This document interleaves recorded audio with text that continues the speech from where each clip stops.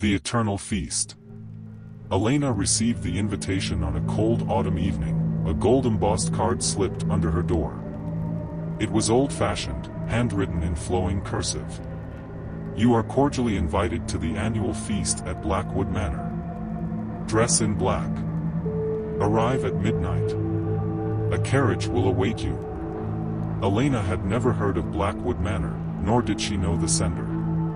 But curiosity, mixed with an inexplicable compulsion, urged her to attend. At midnight, as promised, a black carriage, drawn by horses with eyes that glowed like embers, waited outside her apartment. The driver, a gaunt figure with a pallid face, nodded but said nothing as Elena climbed in. The journey was long and winding, taking her through dense, fog-laden forests. She could feel the eyes of unseen creatures watching from the darkness, but the driver pressed on without a word. Blackwood Manor loomed ahead, an ancient Gothic structure with spires that pierced the sky like skeletal fingers. The windows were dark, save for a dim, flickering light in the grand hall. Inside, the manor was a maze of opulent yet decaying rooms, each more unsettling than the last. The walls seemed to breathe, and shadows danced in corners where there should have been none. Elena followed the scent of roasted meats and rich wines to the dining hall. A long table, adorned with silver candelabras and lavish place settings, stretched out before her. The table was set for a feast, but the food was untouched. Around the table sat the guests. Each one was unnaturally still, their faces obscured by masks that resembled those of animals, a fox, a raven, a stag, and others she couldn't identify. Yet there was something profoundly wrong about them, a stiffness in their posture, a hollowness in their eyes behind the masks. Elena was shown to her seat by a silent, ghostly butler. As she took her place, she realized the mask set before her was that of a rabbit, its eyes wide and unsettlingly lifelike. The host appeared at the head of the table, a tall figure dressed in an antiquated black suit, his face hidden behind a mask of a wolf, its fangs bared in a perpetual snarl. His voice was low, almost a growl.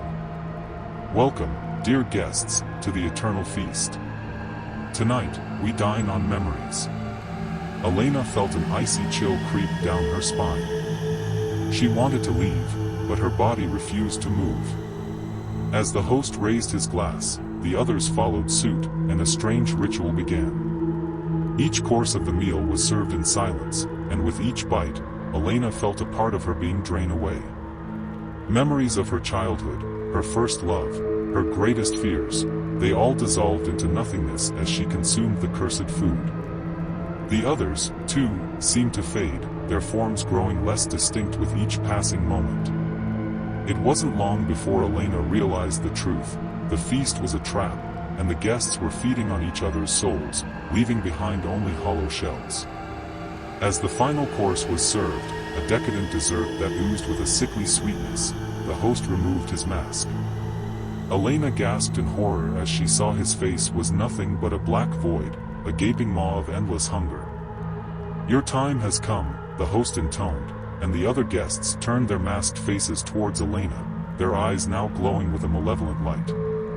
The rabbit mask before her seemed to pulse, beckoning her to put it on. Terrified, Elena tried to flee, but the doors of the manor were sealed shut, the windows bricked up from the outside. The manor itself seemed to close in around her, trapping her within its ancient, malevolent grasp. With no other choice, she donned the mask. As it settled over her face, she felt her identity, her very essence, being consumed. Her screams echoed through the hall, but they were soon drowned out by the sound of raucous laughter from the other guests. The next morning, Blackwood Manor was silent once more. The table was set, the food untouched, and the guests were gone. A new invitation appeared at the door of an unsuspecting soul, with the same elegant handwriting and the same chilling message. You are cordially invited to the annual feast at Blackwood Manor. Dress in black. Arrive at midnight. A carriage will await you. The cycle would continue, and the manor would feed again. This story leaves the reader with a sense of dread, as the idea of being trapped in an endless cycle of consumption and loss of identity is deeply disturbing. The horror lies not just in the supernatural elements but in the psychological terror of losing oneself entirely.